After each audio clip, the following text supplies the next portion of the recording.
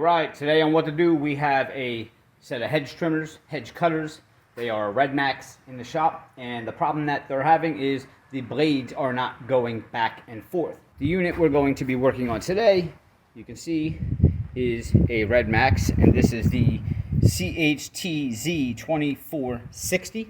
This is your gearbox underneath, and you're going to have 6 hex heads, which we are going to take out now. Red Max typically comes with one of these tools with a hex head on it, and these ends are for your spark plugs. In the shop, we're going to use an actual drill here to take these out.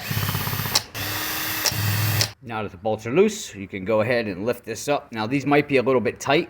You can get a little soft hammer and gently tap this after you loosen the screws to try to break the seal, but sometime, there we go.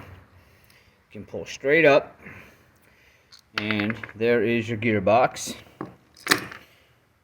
And this is not, yeah, it's jammed. It's going, something's not right in here. This is your one of your camshafts here, and this is your drive gear, and underneath of this drive gear there's another cam. So, well, there we go, right there. There's something, you can see it right there, lodged down in there. I bet you that's what it is.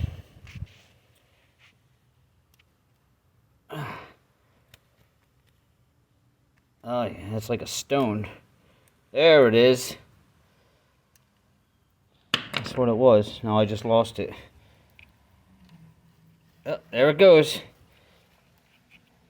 And it's moving now. So typically, while I have this off, let me just explain to you. Right here in the front of your trimmers, well, here's your cover, and it has this little felt padding here, you can see. And a lot of times these wear down, and basically you can see that slides over there, but when that wears down, remember, these are going back and forth, so you're actually pulling debris towards you sometimes. So it's very easy, and probably what happened is this was set down on the ground, and when you set it on the ground and you pick it up going forward, they probably had it on gravel and a piece of stone went right in there. That's probably what happened here, and that lodged it up, but luckily I don't see any damage. We're going to look a little farther down there, but you can see if I just move my hand, it's spinning now. So if your blades are not moving, you want to check under here, and this comes apart fairly easy. So these camshafts pull right up, and they're a little bit tricky. All right, see, I got it off of there, and it basically sits on the top of that blade there, and that top one pushes that top blade. See that? Well, actually, we're on the bottom because it's flipped upside down. So that pushes that. Now we can pull this off. Actually, you can pull the whole drive gear up with that one. And then just tilt this upside down. And this bugger doesn't want to come off. There we go, just shake it. All right, and you can expect these. A lot of times, these will break too. You'll get a break in the camshaft, and one of these will be bad. If you can find a junk pair of trimmers, these are really easy to replace. But you can see how it goes back in. See this little racetrack here on the drive gear? Basically, you're just going to set that on there like that. And see this little steel dowel coming up here? That slides right through that hole. And then you just line your blade back up like that to drop your camshaft down on it. But we want to get to that bottom one too and see if that thing caused any damage. Here's your bottom one. Well, actually, I'm sorry, we're flipped upside down, so this would operate your top blade. All right, and that is basically on your blade just like this, but on the bottom side. All right, so putting these back on, you just got to line them all up with each other on here, and see that on the bottom of the drive gear? That will drop right into the center of this. You just have to line all the pieces up, slide it right down on there.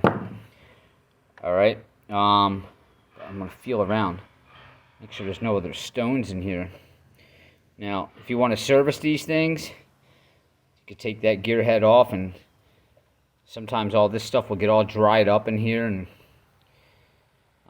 It's not too hard to do. Cleaning it out's a little messy, but I don't feel any other stones in here. But typically, it's really a simple fix to fixing your blades, as long as nothing is damaged under here. And even if it is, you can go online. You can actually buy these camshaft kits and the drive gear and just replace them. To get in and out of here, and to get this bottom one off, you're actually going to have to loosen this hex head here and this one here, because that's mounted to the front of your trimmers. And this whole blade assembly will come forward and off, and you'll be able to get your bottom camshaft out of there if you have damage to this. But I don't feel any more stones. Everything looks good. And hopefully this helped somebody out as far as understanding what's in here, and if you have a problem with your blades, maybe that would be the same thing. You see this little gear right here? This is actually coming from the motors, right?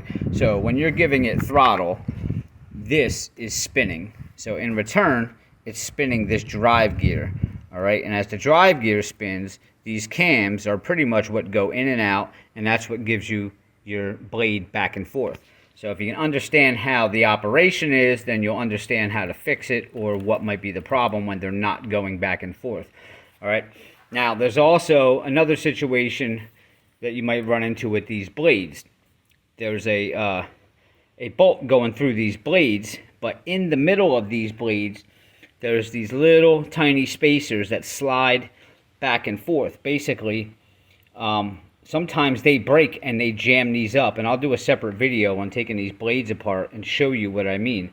But there's little spacers in between here that slide back and forth in a little track, and when they break, that will jam these up also. That's basically one of the things to look for on the Red Max trimmers. Really simple to do.